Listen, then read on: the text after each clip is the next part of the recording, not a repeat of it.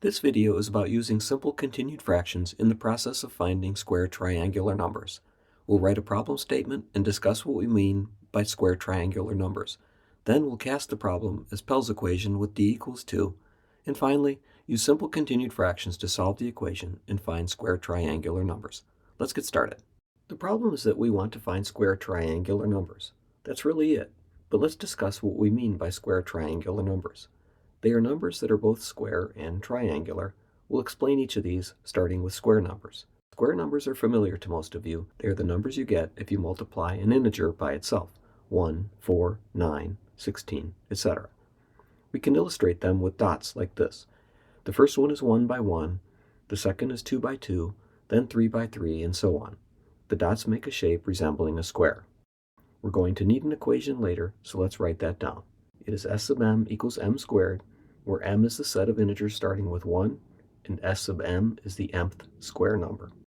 Now let's talk about triangular numbers. What are they? They start with 1, 3, 6, and 10, and they keep going indefinitely. Can you figure out what the next one will be? We'll come back to this. We can use dots to illustrate these two. The dots make a shape resembling an equilateral triangle. The difference between consecutive triangular numbers is the number of dots in the bottom row of the second one. For example, if we start with the first number, 1, we see 1 dot appears in the second triangle, and we add 2 more, the number of dots in the bottom row. To go to the next one, we have 3 dots plus 3 more in the bottom row. To get to the next one, we can do the same thing and add 4 dots. The number of dots in the bottom row increases by 1 as we go from one number to the next. Now can you figure out what will come after 10? The equation for triangular numbers is t sub n equals n times n plus 1 over 2, where n are integers starting at 1, and t sub n is the nth triangular number. Here's a little visual aid to see why this works. We'll use the third one, when n equals 3, as an example. This is the triangular number, it equals 6, and here is a red copy. Now we have twice the number of dots. We can flip the red one over and move it over to form a rectangle. The rectangle's height is 3, which is n, and its width is 4, which is n plus 1. The area of the rectangle is n, the height, times n plus 1, the width. In this example, it is 3 times 4 equals 12. That's twice the triangular number, so t sub n equals n times n plus 1 over 2. This works for any triangular number. What are square triangular numbers? They are 1, 36, 1,225, 41,616, etc. They are the numbers that appear in both lists. If you make a list of square numbers and another list of triangular numbers, the square triangular numbers are the ones that appear in both lists.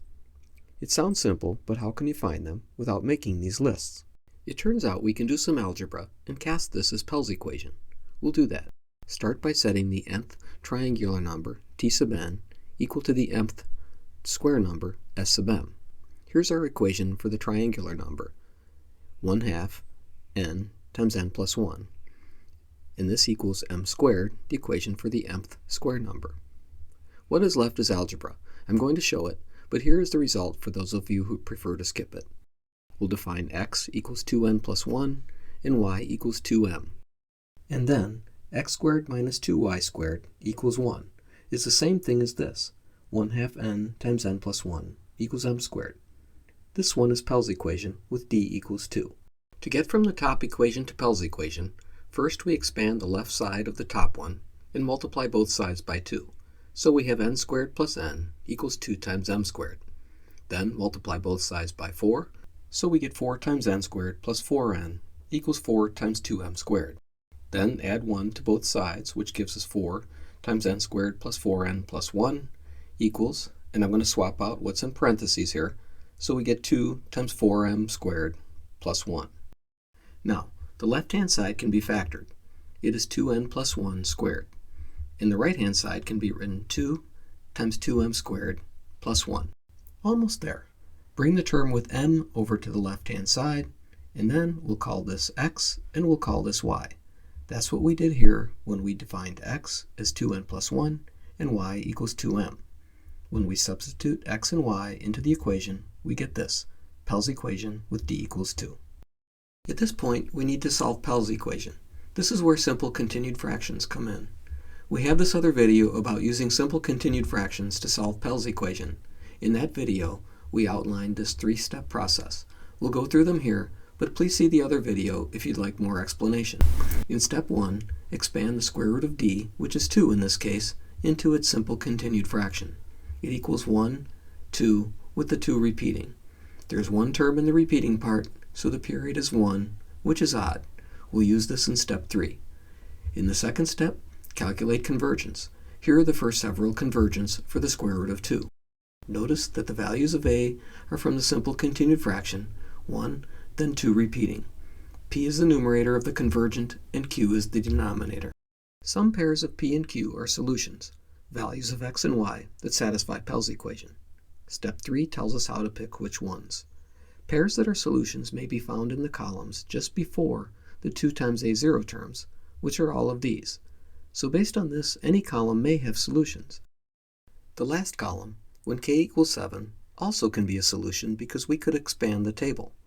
We stopped at k equals 7, but there could be another column for k equals 8 and beyond. Each of them would have a 2 times a0 term, so basically any column at all can have a solution. The period is odd, however, so every other column has a solution, starting with the second one.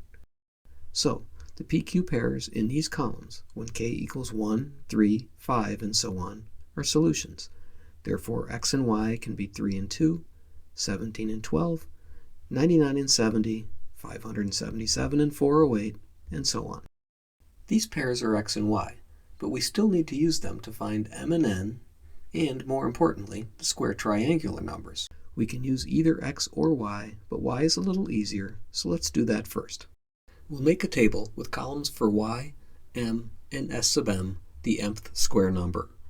Here are the values of y that work in Pell's equation. There are infinitely many values of y that work, so I should say these are the first values of y. We'll put them in the table.